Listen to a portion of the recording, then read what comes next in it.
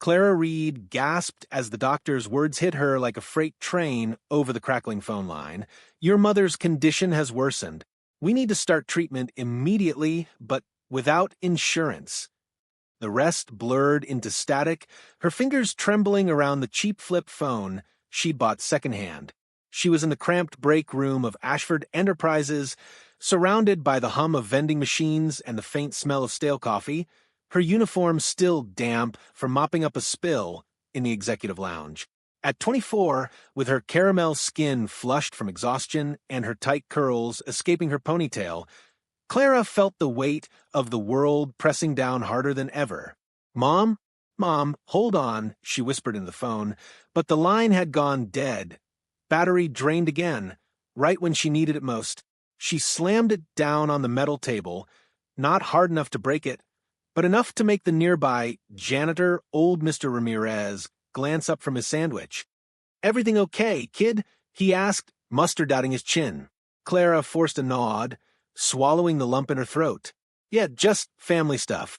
She couldn't afford to vent, breaks were short, and the night shift waited. Her mind raced to her little brother, Jamal, back in their tiny apartment, probably heating up ramen for dinner while studying under a flickering bulb. She worked 2 jobs for them, cleaning here and waitressing weekends, just to keep the lights on. But this? Cancer treatments? It was a gut punch she hadn't seen coming. As she gathered her supplies, the door swung open, and a harried intern poked his head in. Hey, cleaner girl, spill on floor 50. Boss man's meeting ran long. He vanished without waiting, treating her like furniture. Clara bit her lip, grabbing her bucket. Invisible. That's what she was in this glass monolith of wealth. Up on the 70th floor, Maxwell Ashford paced his office, the city lights sprawling below like a conquered kingdom. He'd just hung up on Hardrove, the lawyer's voice still echoing, She's in your building, sir. Clara Reed, formerly Langley. The betrothed. Maxwell's jaw clenched, his hand absently tracing the edge of his desk where a holographic display projected real-time stock fluctuations. At 34, he'd built Ashford Enterprises into a behemoth, using every luxury as a lever. The satellite phone that connected him to global markets mid-flight on his Gulfstream jet, the AI concierge that anticipated his needs before he voiced them. But this revelation? It shattered his control. He poured a finger of rare Macallan from the hidden bar, the scotch's peaty warmth grounding him as he replayed the conversation. How sure are you? He demanded. 90%, sir. DNA traces from old records match. She changed names after the family scandal. Maxwell swirled the glass, the ice clinking softly. His father's voice haunted him from that old letter. Unite the lines, son. It's more than money. He dismissed it as sentiment, focusing instead on clawing back from orphanhood, turning grief into billions. Now this woman, his cleaner, threatened to upend it all. Downstairs, Clara rode the service elevator, the gears grinding like her thoughts. She stepped out onto floor 50, the air thick with the scent of printer ink and leftover takeout. As she knelt to scrub the coffee stain, her phone buzzed weakly in her pocket, a cheap recharge from the corner store. It was Jamal. Mom's coughing bad. When you home? Soon, she texted back, fingers flying. Love you. Study hard. A pair of polished loafers appeared in her periphery. She looked up to see a mid-level manager, Ty Askew, staring down. Make it quick. Ashford himself might swing by later. He walked off, heels clicking. Clara rolled her eyes once he was gone. Ashford, she muttered. The name was legend here. Brilliant, ruthless, untouchable. She'd glimpsed him once, striding through the lobby like he owned the air itself. Little did, no, she pushed the thought away. Fantasies didn't pay bills. Back in his suite, Maxwell hit the intercom. Sarah, pull employee files. Discreetly. His assistant's voice crackled back. On it, sir. Anything specific? Clara Reed. Cleaning staff. A pause. The new girl? Sure. He leaned against the window, the cool glass fogging under his breath. Why her? Why now? His mind flashed to childhood, foster homes with threadbare sheets, before he hacked his first algorithm at 16, turning it into seed money for his empire. Luxury wasn't flaunt, it was proof he'd won. The bespoke suits that commanded respect in negotiations, the encrypted servers safeguarding his deals, these were his shields. The file pinged on his tablet. Clara Reed, 24 address in the rundown east side, emergency contact, mother-brother. No college, multiple jobs. A photo, warm hazel eyes, caramel skin glowing under harsh fluorescent lights, a determined set to her jaw. Something stirred in him, familiarity? Or just the photo's pull? He shook it off, dialing Hargrove again. Confirm it. Tonight. Sir, it's late. Do it. Clara finished the floor, her back aching as she pushed the cart toward the elevators. The building was quiet now, most suits gone home to their mansions. She paused at a window, staring at the twinkling skyline. One day, she whispered to herself, I'll get us out. Her phone rang, Mom. Clara, baby? The doc called. It's bad. Clara's voice broke. I know, Mom. I'll figure it out. I always do. But how? You're already working yourself to the bone. I'll pick up extra shifts. Sell something. Whatever it takes. Tears pricked her eyes, but she blinked them back. No time for weakness. Mom sighed, the sound ragged. You're too good, girl. Remember what I told you about your dad? That old promise. Clara cut in, half laughing through the pain. Mom, not that again. Some fairy tale about being promised to a rich kid? We're Reeds now. Langleys are gone. But if it's true, it's not. Focus on getting better. I love you. Hanging up, Clara slumped against the wall, the cool marble seeping through her uniform. A distant door opened, footsteps. She straightened, wiping her face. Maxwell, unable to sit still, had taken the stairs down a few floors, needing air. He rounded the corner and froze. There she was, the woman from the file, cart in hand, eyes red-rimmed but fierce. Their gazes locked for a beat too long. Evening, he said, voice neutral, but his pulse quickened. Clara nodded, startled. Sir, need anything cleaned?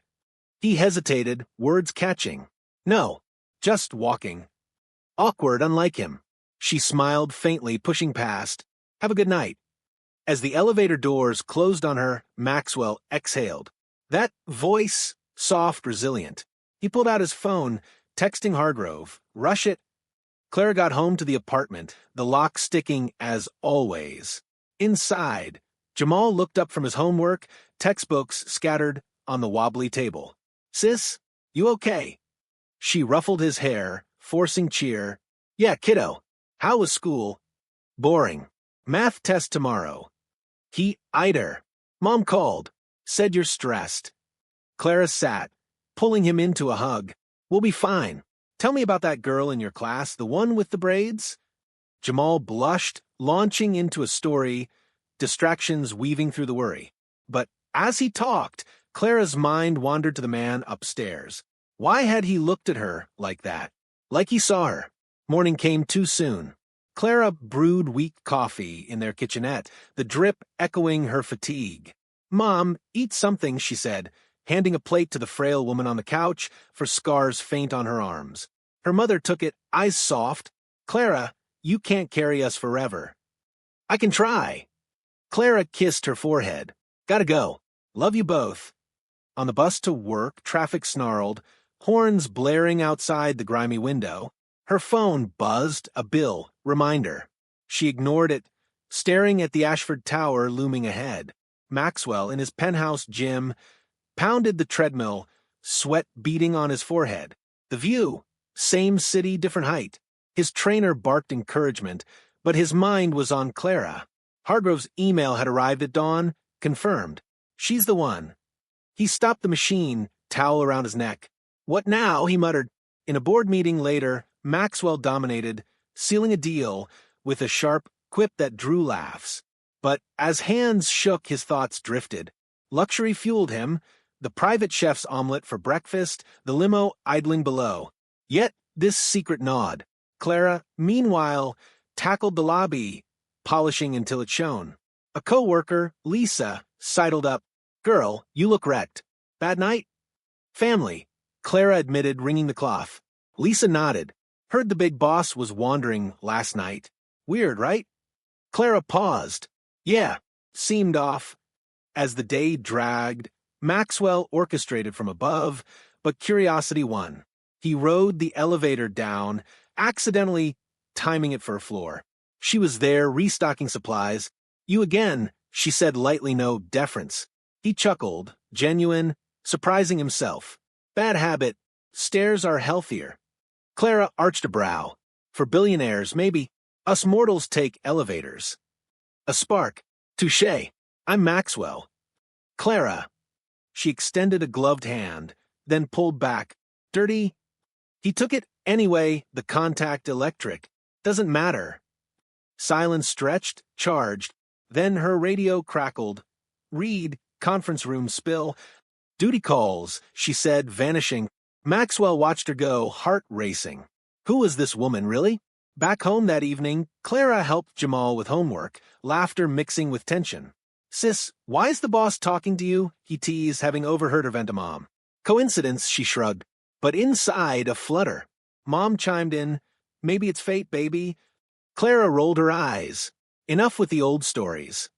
Yet, as she lay in bed, the photo from her pocket, the one she'd found days ago of her as a child, stared back. Why here? Why now? Up in his tower, Maxwell pored over old files, the luxury of his life feeling hollow. A decision formed. He'd approach her. Carefully. The threads tightened, pulling them closer. Clara's laugh echoed faintly in Maxwell's mind as he leaned back in his leather chair, the city's pulse thrumming beyond the tinted windows of his office. Her words, "Someone has to make sure your office sparkles, sir," had been light, almost teasing, but they clung to him like the faint scent of the lemon polish she'd been using. It was past midnight now, the 70th floor silent, except for the low hum of the air conditioning and the distant wail of a siren weaving through the streets below. He should have been home, sinking into the custom jacuzzi in his penthouse, a glass of Bordeaux in hand, his usual ritual to decompress after outmaneuvering competitors in a late-night board meeting. But tonight, his feet hadn't carried him to the elevator. Instead, he lingered, replaying that fleeting encounter with Clara Reed. He rubbed his jaw, the stubble rough under his fingers, and glanced at the tablet glowing on his desk. Her file was still open, that photo of her staring back, those hazel eyes sharp with resilience, soft with something unspoken. Maxwell wasn't a man who believed in fate. He'd built his empire on calculated risks, not whims. Yet here he was, rattled by a cleaner who'd barely given him a second glance. Hargrove's confirmation. Clara Reed, formerly Langley, his betrothed, sat like a stone in his gut. He hadn't confronted her yet, hadn't even hinted at it. How could he? "Hey, you're the woman my dad picked for me decades ago?" It was absurd, a plot twist from a melodrama he'd never watch. The door to his office creaked, snapping him out of his thoughts. Clara stood there, her cleaning cart parked behind her, a rag slung over her shoulder. Her uniform was slightly wrinkled, a faint sweat sheen on her caramel skin from hours of work. She froze, clearly not expecting him. "Oh, sir. I thought you'd left." Her voice was steady, but her eyes flicked to the side, like she was calculating an exit. Maxwell stood, smoothing his tie, a reflex to regain control. "Why are you still here at this hour?" The question came out sharper than he meant, more curious than commanding. Clara tilted her head, a small smile tugging at her lips. "Someone's got to make sure your office sparkles, sir." She gestured to the cart, her tone light, but not deferential, like she was humoring him. "Late meetings mean late messes. You guys don't exactly tidy up after yourselves." He blinked, caught off guard by her candor. Most employees shrank in his presence, their voices shrinking to whispers. Not her. He stepped closer, the polished oak floor cool under his shoes. "You don't have to call me sir. Maxwell's fine." Her brows lifted, a flicker of surprise. "Okay, Maxwell." She tested the name, like trying on a jacket that didn't quite fit. "But I'm still cleaning your office. Rules are rules." She moved past him, grabbing a spray bottle, her movements efficient but graceful, like a dancer stuck in a janitor's role. He watched her wipe down the conference table, the cloth gliding in smooth arcs. The room smelled faintly of her work, chemicals mixed with something softer, maybe her shampoo. "Do you always work this late?" he asked, leaning against the desk, trying to sound casual. Clara paused, glancing at him over her shoulder. "Only when the pay's worth it. Overtime's a lifesaver." She hesitated, then added, "Gotta keep the lights on at home, you know?" He nodded, though he didn't know. Not really. His lights stayed on with a flick of wealth, smart systems wired to his voice, staff who anticipated his needs. Her world, though? He could only guess. Family, he ventured, fishing for more without tipping his hand. "Yeah." She turned, resting a hand on the cart. "My mom's sick. My brother's in school. It's just us." Her voice was matter-of-fact, but a shadow crossed her face, quick as a passing cloud. "I'm sorry," he said, and meant it. The sincerity felt foreign on his tongue.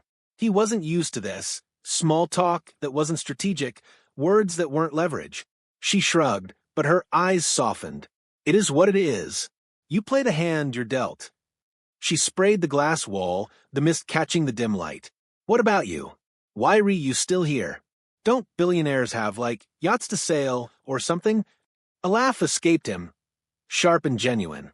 "Yachts are overrated. Too much maintenance." He gestured to the tablet, where market graphs glowed. "This is my battlefield. Keeps me up."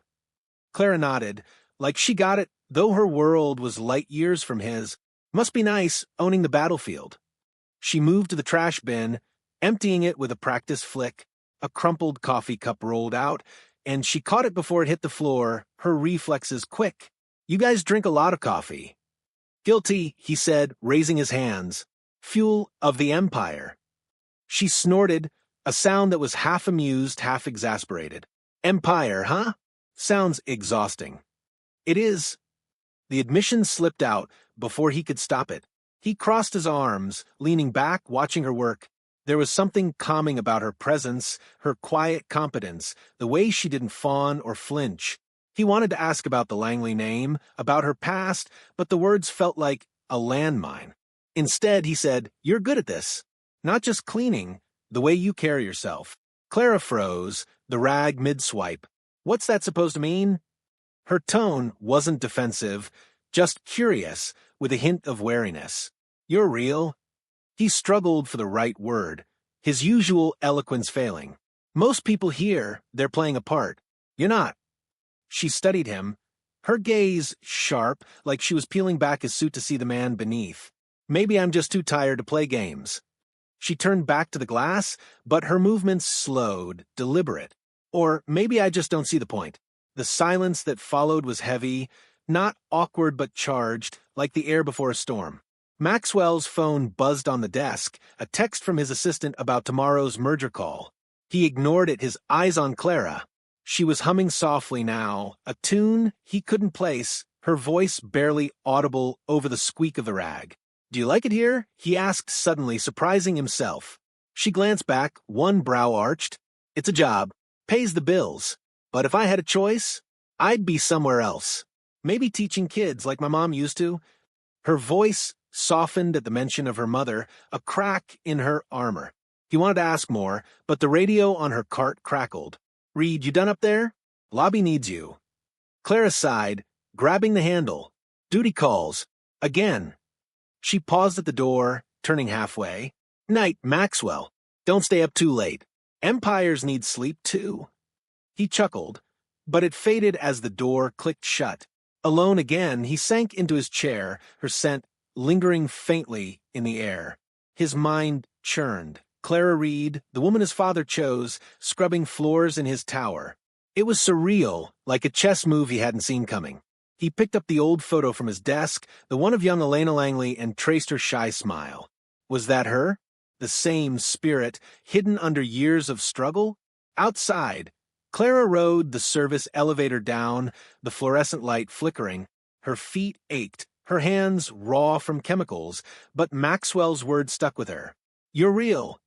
What did that even mean? She shook her head, muttering, "Rich guys, weird." But her lips twitched upward, betraying her.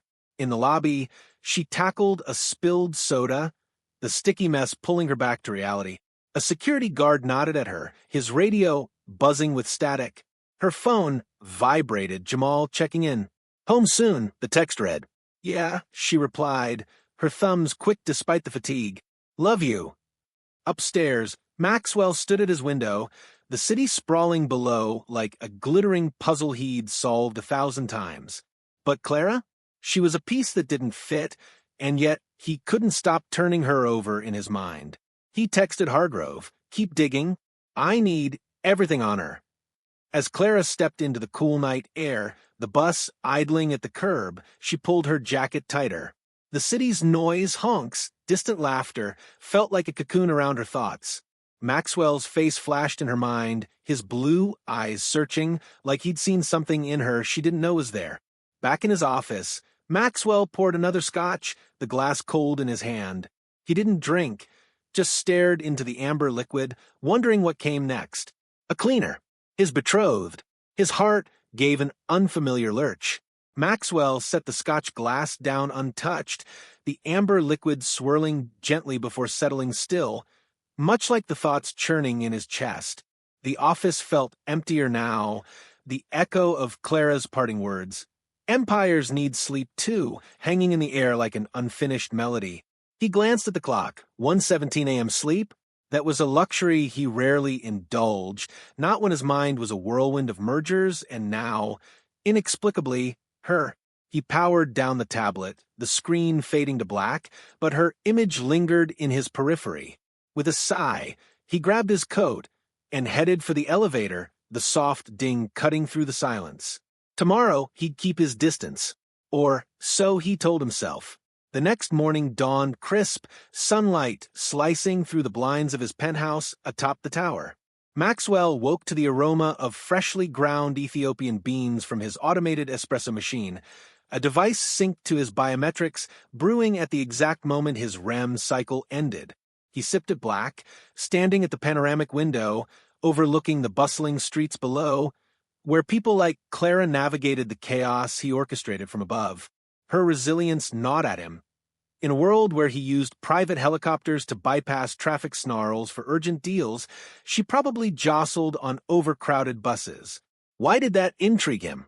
He dressed in a charcoal suit, the fabric whispering against his skin, and rode down in his private lift, determined to focus on the day's acquisitions.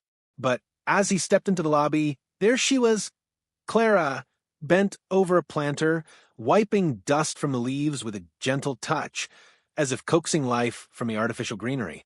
She didn't notice him at first, her curls bobbing slightly as she hummed that same elusive tune from last night. Maxwell paused behind a marble pillar, his breath steady but his curiosity piqued. Observing from afar felt tactical, like scouting a potential investment. He watched as she straightened, stretching her back with a wince, probably from the late hours, and moved to polish the reception desk. Veronica, the sharp-featured receptionist with perfectly manicured nails, barely acknowledged her, tapping away on her keyboard. Clara offered a quiet morning, undeterred, and continued her work. He slipped into his office unnoticed, but throughout the morning his mind wandered. During a video call with Tokyo investors, where he leveraged his satellite uplink for seamless, lag-free negotiation, sealing a multimillion-dollar tech patent, he found himself glancing at the security feed on a secondary monitor. There, Clara in the break room, unpacking a modest lunch from a reused plastic bag. A young intern, Tim, gangly with rumpled clothes and dark circles, slumped at the table nearby, staring at an empty wrapper. Maxwell zoomed in subtly, audio faint but clear. "Hey, you okay?" Clara asked, her voice carrying that same firm kindness from the night before. She slid half her sandwich, turkey, on whole wheat, nothing fancy, across the table without hesitation. "Looks like you could use this more than me." Tim blinked, startled. "I forgot my wallet. Again." He hesitated, then took it. "Thanks. Really. Rough week. Boss writing me on that report." Clara sat opposite, unwrapping her remaining half. "We all have those. Just breathe through it. What's the report on?" As Tim explained, stumbling over details about market analytics, Clara listened, nodding, offering small tips without condescension. "Try breaking it into chunks. My brother's the same with homework, overwhelms himself. She laughed softly, a sound that cut through the feed static.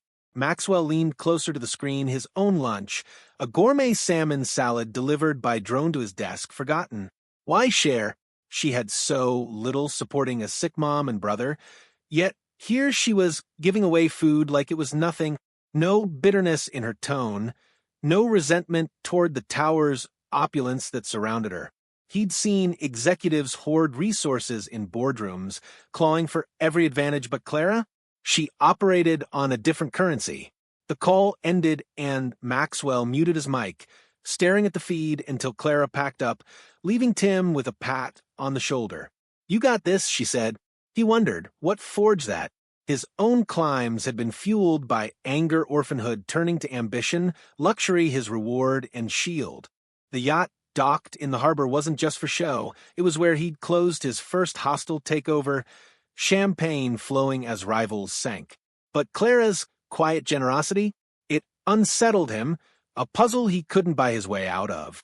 By afternoon, he found excuses to wander the floors, checking on departments, a rarity that raised eyebrows. In the copy room, he caught her helping an elderly accountant with a jammed printer, her hands deft as she cleared the paper without a grumble. There you go, Mr. Ellis. Happens to the best machines. Ellis chuckled. You're a lifesaver, Clara. Unlike these fancy contraptions. She winked. They're just picky, like some people. Maxwell ducked into a nearby office before she turned, his pulse quickening. Why hide? He was the CEO, for God's sake. But confronting her meant admitting this pull, this growing curiosity that had him questioning his isolation. Back in his suite, he paced, the carpet muffling his steps. Hargrove's latest report sat unread on his desk, more on Clara's past, the Langley downfall. Bankruptcy, her father's scandals, name change to evade collectors, struggles that should have hardened her. Yet she moved through the building like a steady flame, warming those around her without dimming. As the day wound down, he lingered in the executive lounge, nursing a mineral water infused with electrolytes from his personal stock, imported from Alpine Springs, a perk that kept him sharp during marathons of deal-making. Through the frosted glass, he saw her again, emptying bins with that same unhurried grace. Why no anger? He'd been bitter once, channeling it into billions. What kept her from cracking? The question followed him home that night, to his penthouse where smart lights adjusted to his mood, dimming as he sank into a zero-gravity chair. He scrolled through old emails from Hargrove, piecing together her life like a due diligence report. But numbers didn't capture her essence. Sleep came fitfully, dreams fragmented with her smile. The following week blurred into a rhythm of quiet observation. Maxwell timed his arrivals to cross paths subtly in the garage, where his chauffeured Maybach purred waiting. He'd spot her exiting the bus stop, backpack slung over one shoulder. Once he overheard her on the phone in the stairwell. Mom, the meds? I'll pick them up after shift. Jamal, ace that test. Proud of you. Her voice, warm despite the echo, contrasted the cold concrete.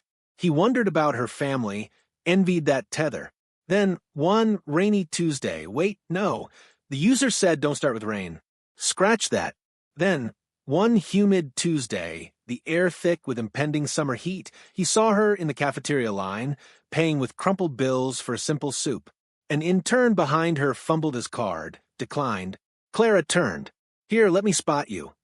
She handed over her change without fanfare. The intern flushed. I'll pay you back tomorrow. No rush, she replied. We're all scraping by sometimes. Maxwell, at a corner table with his bespoke meal, quinoa and grilled prawns, prepped by his nutritionist, felt a pang. Her acts weren't grand. They were instinctive threads of kindness in a cutthroat weave. He pondered it during a helicopter ride to a satellite office, the blades chopping air as he reviewed contracts mid-flight. Luxury facilitated his empire, but Clara's humility? It exposed cracks in his armor. Veronica noticed first. The receptionist, with her sleek bob and designer blouses funded by overtime ambitions, had eyes like a hawk. She'd seen Maxwell's unusual floor walks, his lingering gazes toward the cleaning staff. during a slow afternoon, as Clara mopped the lobby, Veronica leaned over her desk, voice dripping honeyed venom. "Clara, sweetie, you've been up on the exec floors a lot lately. Chatting with the big boss?" Clara looked up, mop pausing mid-swipe. The lobby buzzed with foot traffic, suits rushing to meetings, but her focus stayed steady. "Just doing my job, Veronica." "Same as you." Veronica smirked, filing her nails. "Oh, sure.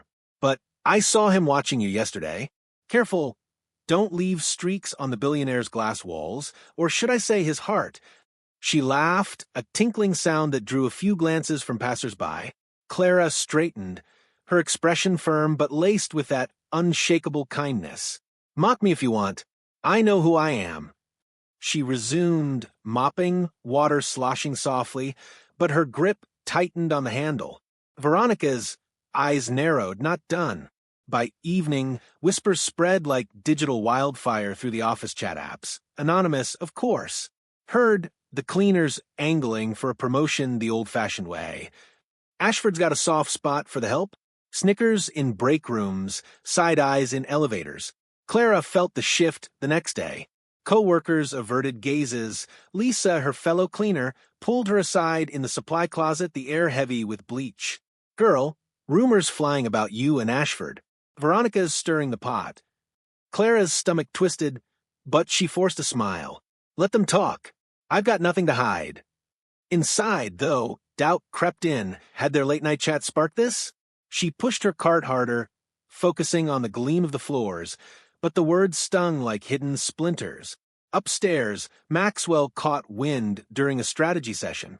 His assistant, Sarah, mentioned it casually. "Sir, office gossip, something about you and a staffer. Should I shut it down?" He froze, pen hovering over a contract. "What exactly?" Sarah shifted. "The cleaner, Clara. Rumors she's pursuing you." His jaw clenched.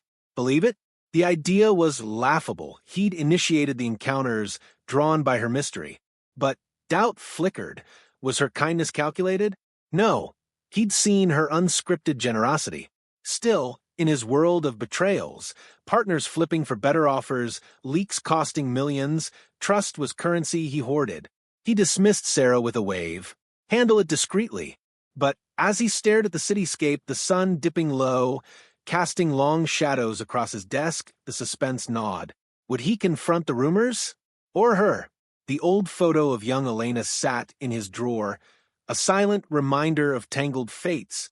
Down below, Clara finished her shift, stepping into the humid evening.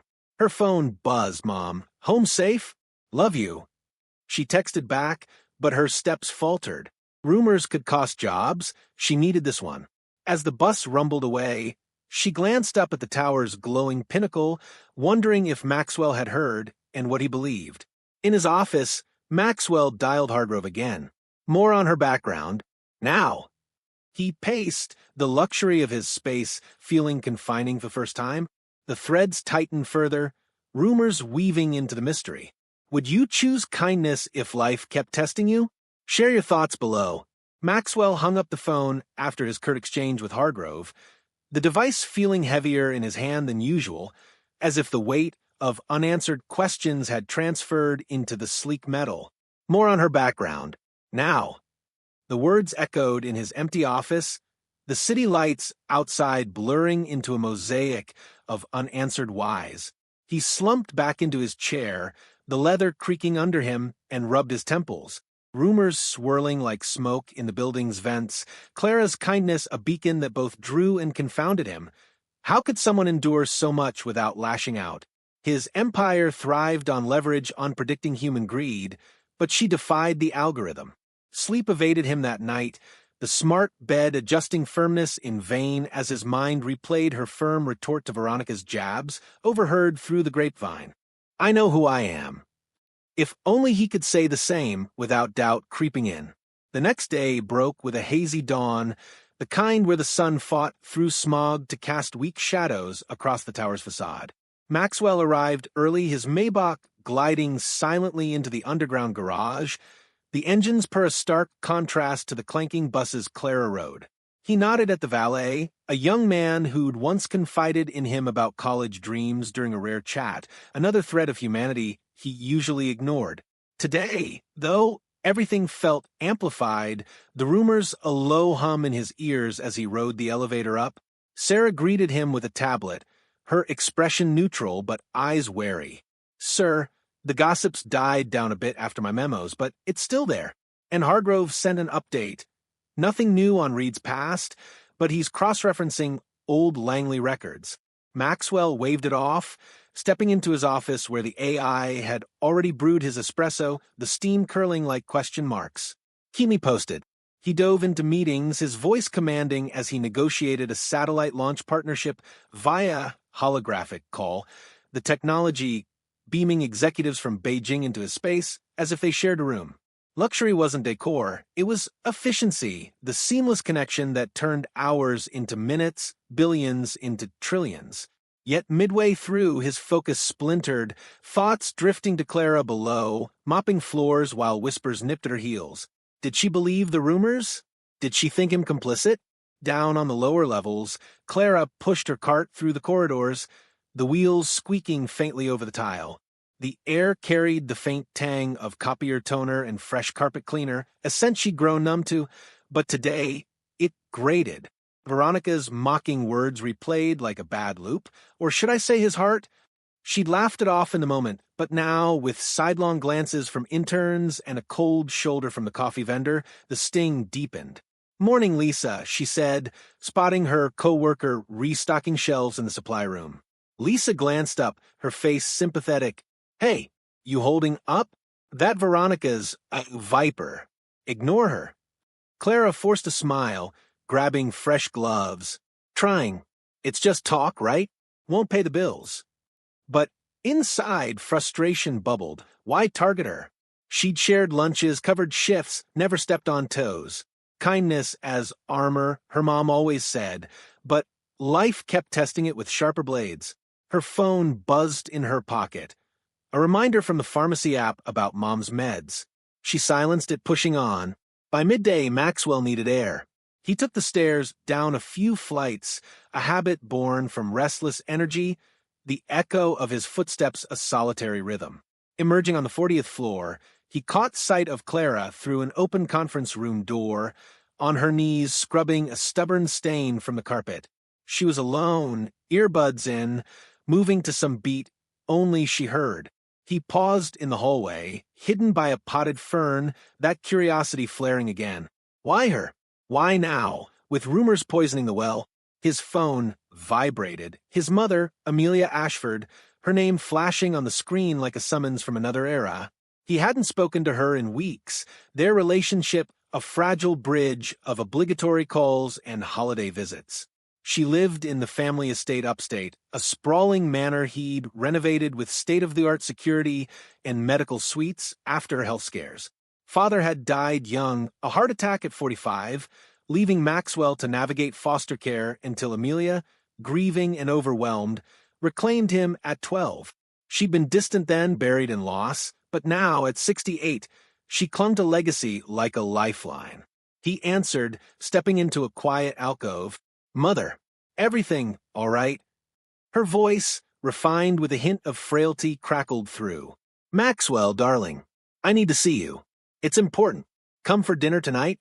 The chef's preparing your favorite filet mignon." He glanced at his watch, the platinum band cool against his wrist. A helicopter could get him there in under an hour, perks of owning the fleet. "I have meetings, but fine. What's this about?" A pause, the sound of her sipping tea audible. "Family matters. Things your father left unsaid. Please just come." The call ended, leaving him unsettled. Family matters. Echoes of Hargrove's revelations. He pocketed the phone, his gaze drifting back to the conference room. Clara stood now, stretching, her uniform hugging her frame in a way that stirred something unprofessional. He turned away, heading back up, but her image lingered, a ghost in his peripheral. Clara finished the room, wiping sweat from her brow with her sleeve. A text from Jamal. "Sis, mom's napping. I aced the quiz. Pizza tonight." She grinned, typing back, "Proud of you." Pizza, it is, if I can swing over time. The rumors faded a bit in that warmth, but as she rode the elevator down, a suit whispered to another, "That's her, right?" She stared at the floor numbers, willing them to hurry. Evening fell, the tower emptying like a deflating balloon.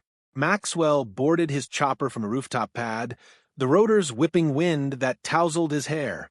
Below, Clara caught the bus, the vehicle lurching through traffic, her reflection in the window-weary but determined. Two paths diverging, yet intertwined by secrets. The estate loomed on the horizon, lights twinkling like grounded stars. Amelia waited in the grand foyer, her silver hair pinned elegantly, a cashmere shawl draped over her shoulders. She hugged him lightly, her perfume, lavender, and old books, evoking childhood fragments. "You look tired, son. Come, dinner's ready."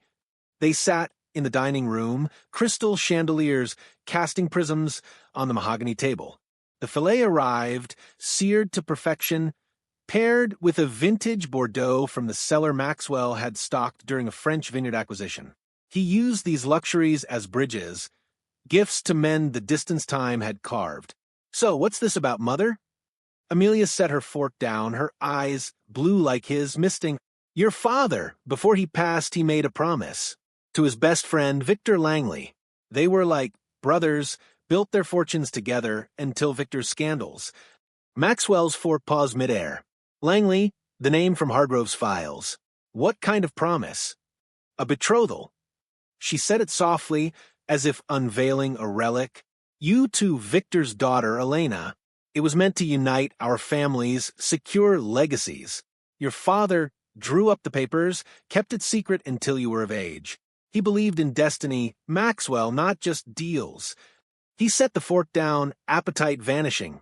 The room's warmth felt stifling, the flames in the fireplace crackling mockingly. "Mother, that's archaic.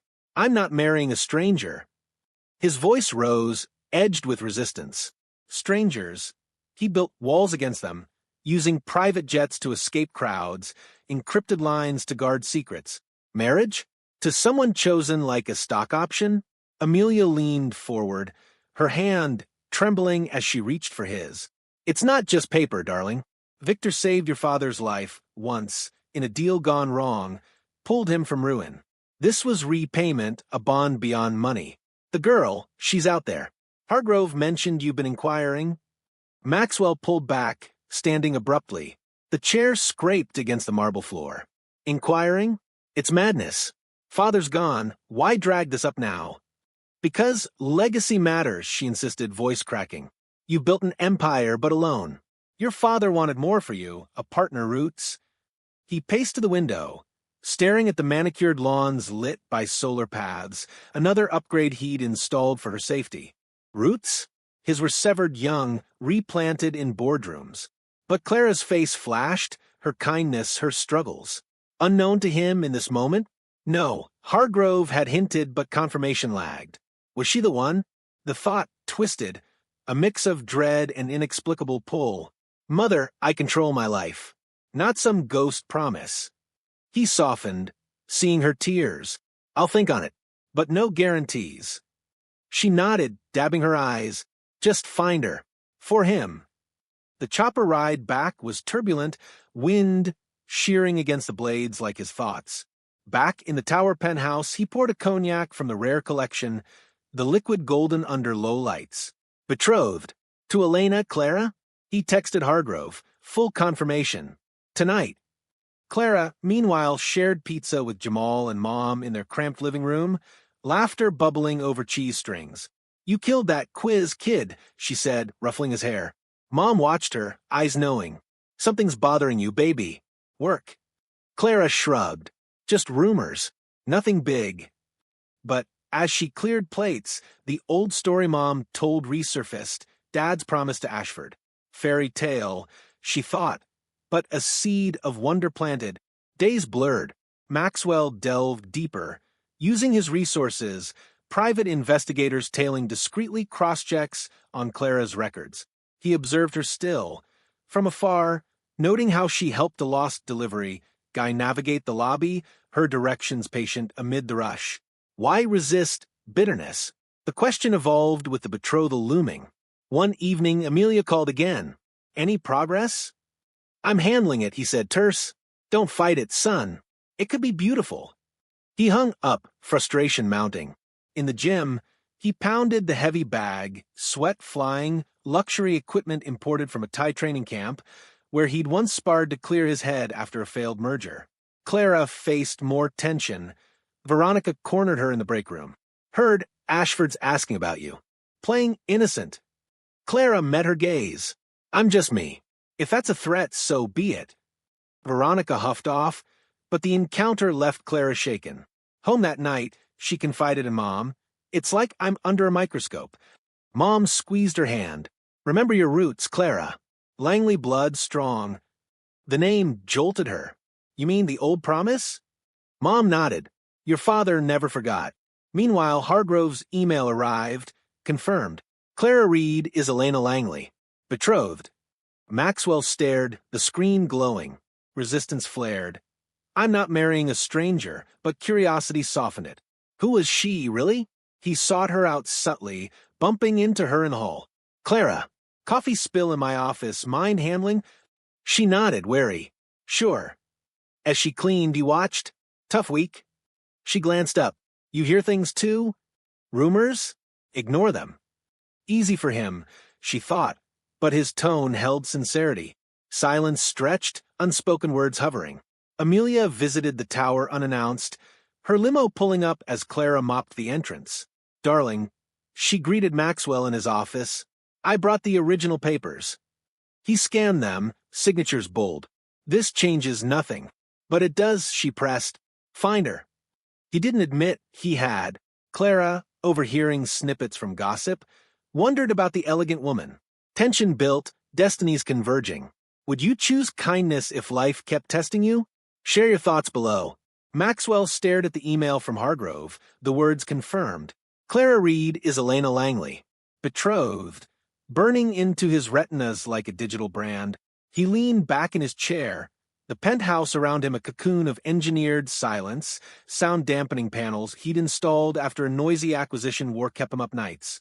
The confirmation should have been a closure, a box ticked in his endless ledger of control.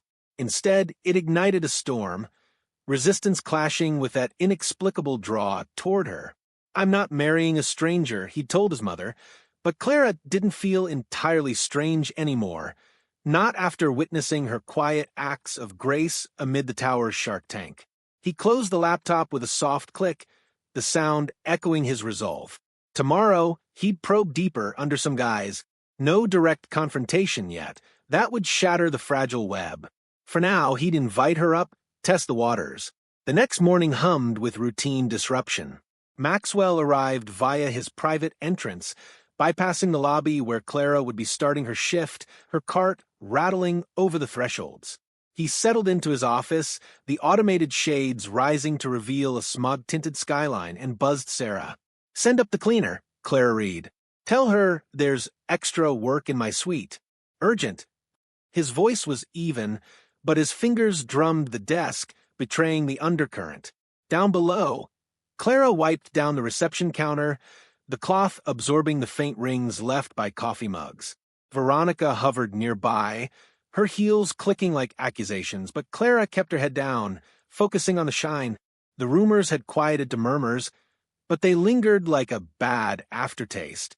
Her mind wandered to Maxwell's odd sincerity the other day. Ignore them, as if he understood scrutiny from his ivory perch. The intercom crackled. Reed, report to the top floor. CEO's office needs immediate attention. Clara's stomach flipped. Top floor? She'd only been there once, during a deep clean. She pushed her cart into the service elevator, the ascent smooth, but her thoughts turbulent. Was this about the gossip? Or something else? The doors opened to the executive level, air crisp with filtered oxygen, a far cry from the stuffy lower halls. Sarah met her, clipboard in hand. Mr. Ashford wants the place spotless. Start with the conference area. Clara nodded, rolling in, but the room was pristine, no spills, no dust. Odd. She began anyway, spraying the glass table, her reflection distorted in the surface. Maxwell emerged from his inner sanctum, suit impeccable, but his posture less armored than usual. He cleared his throat. "Clara, thanks for coming up on short notice." She turned, rag in hand, her curls framing a cautious expression. "No problem, though it looks pretty clean already." Her tone was polite, but probing, testing if this was a trap. He gestured to a chair. "Take a break. We can talk." The pretense hung thin. He wanted answers, not polish. She hesitated, then sat, perching on the edge like she might bolt. "Talk about what?"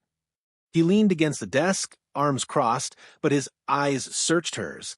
"You don't act like you're beneath anyone here." "Why?" The question spilled out, rawer than planned, born from nights pondering her unyielding poise. Clara blinked, caught off guard. The room's hum, the faint whir of the ventilation, amplified the pause.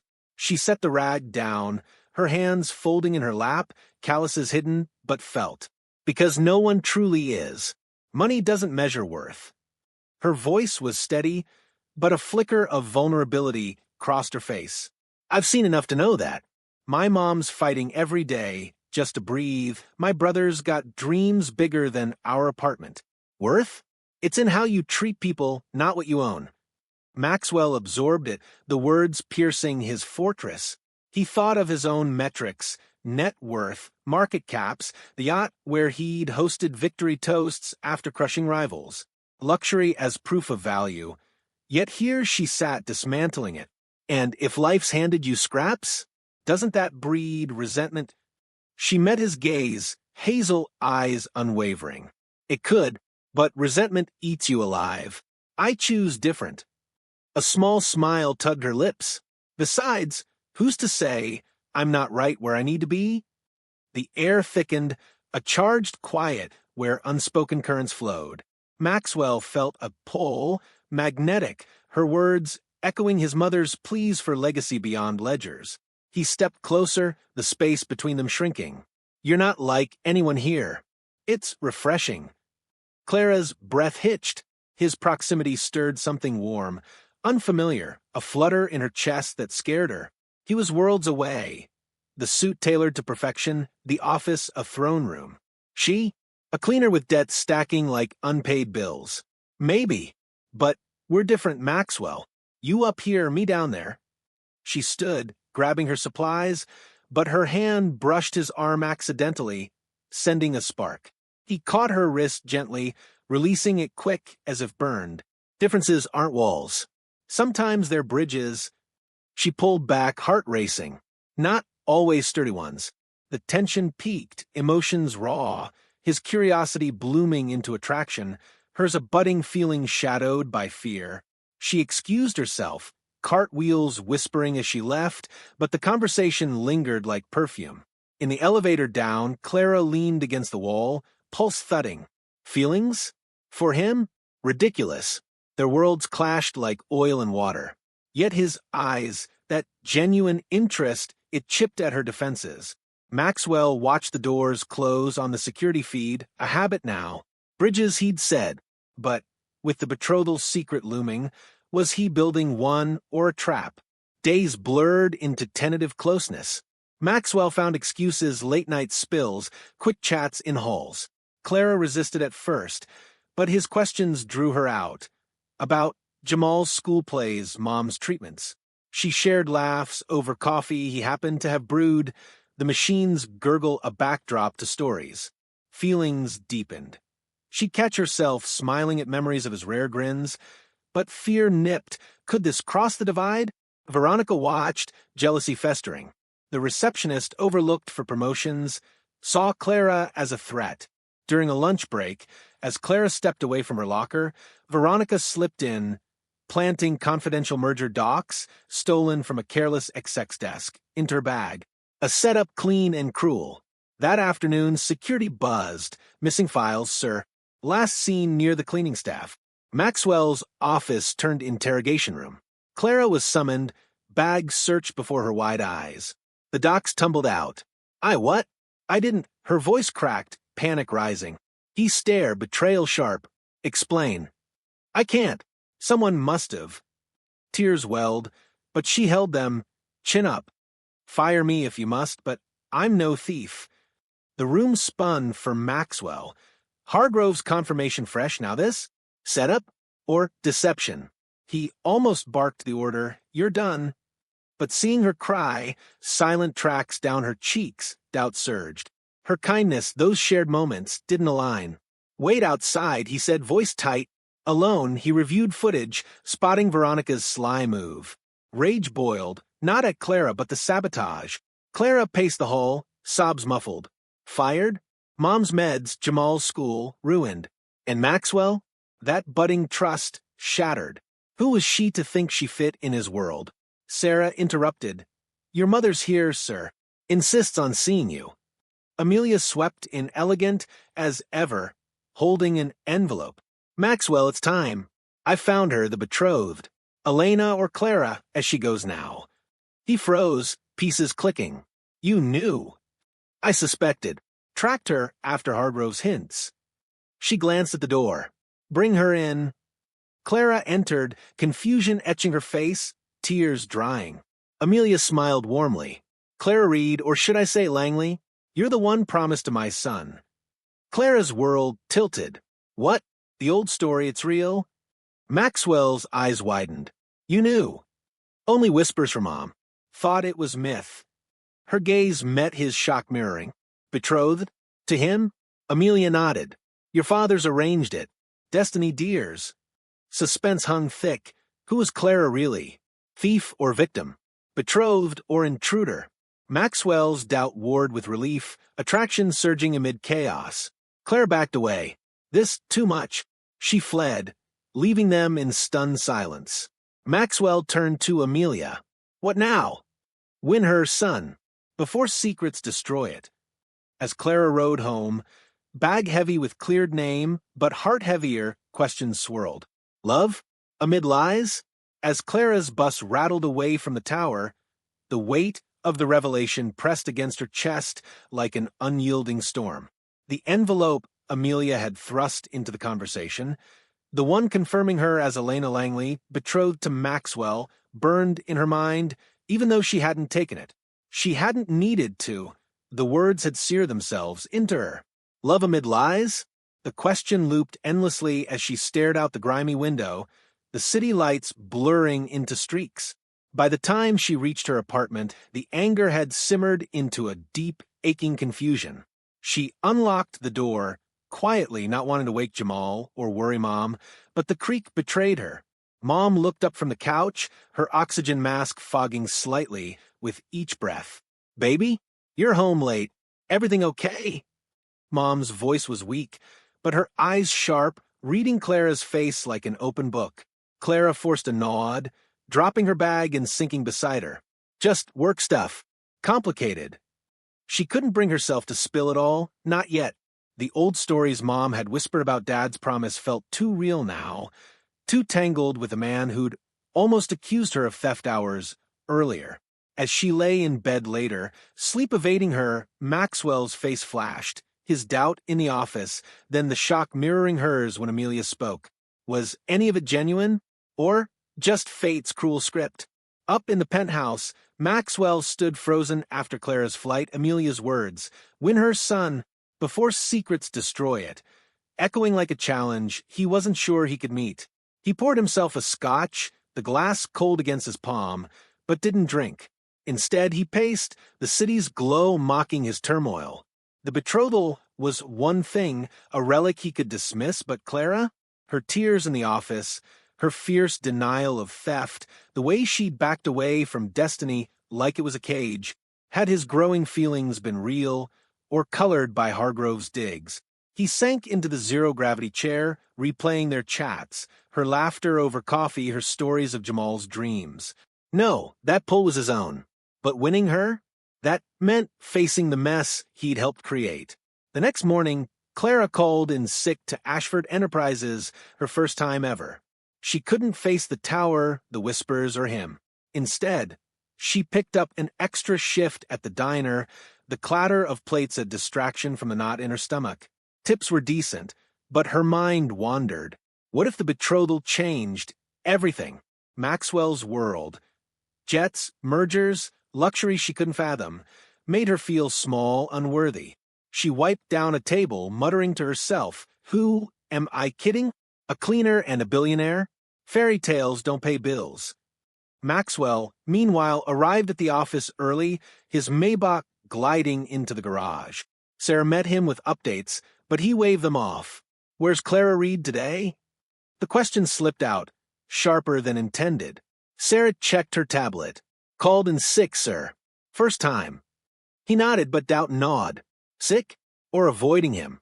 The betrothal hung like a shadow, making him question every interaction. Was her kindness toward him genuine, or had whispers of the old promise reached her subconsciously?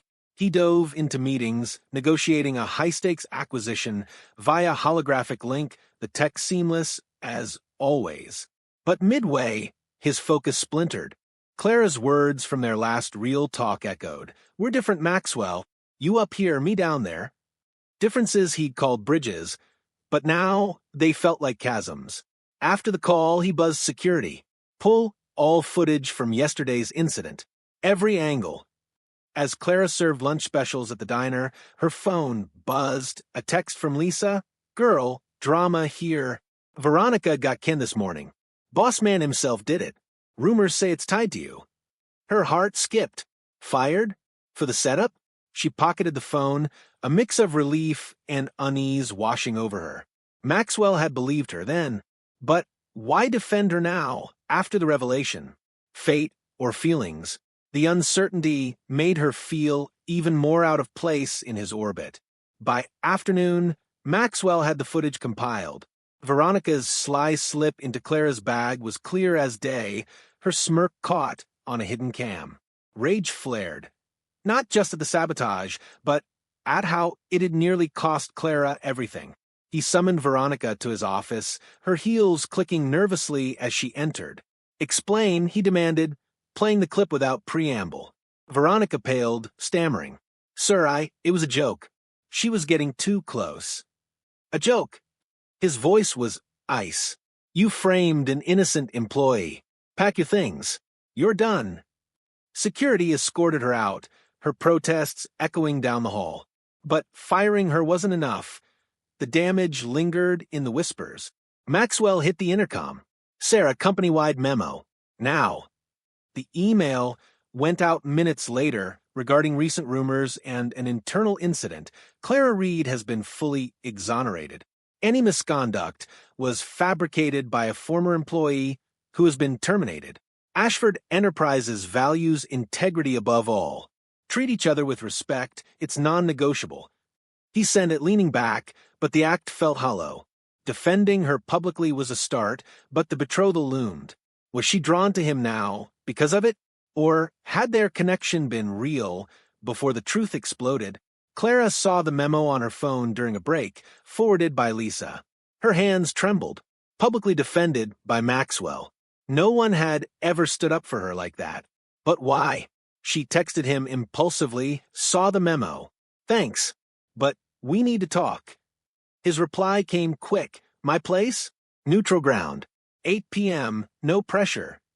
She arrived at the tower penthouse that evening, the private elevator ride, surreal ascent.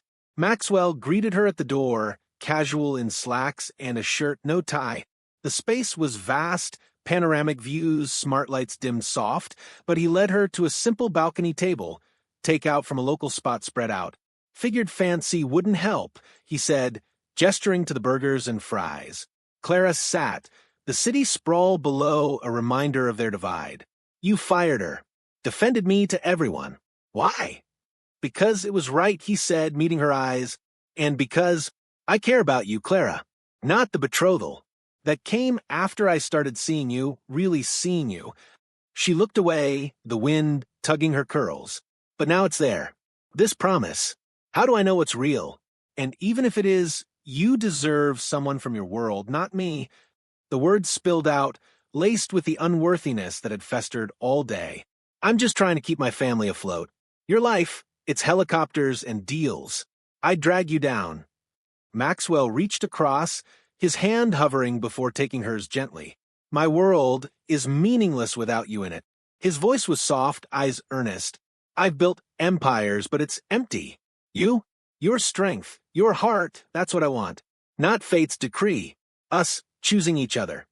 The touch sent that familiar spark, but Clara pulled back, tears pricking. Choosing? With this hanging over us?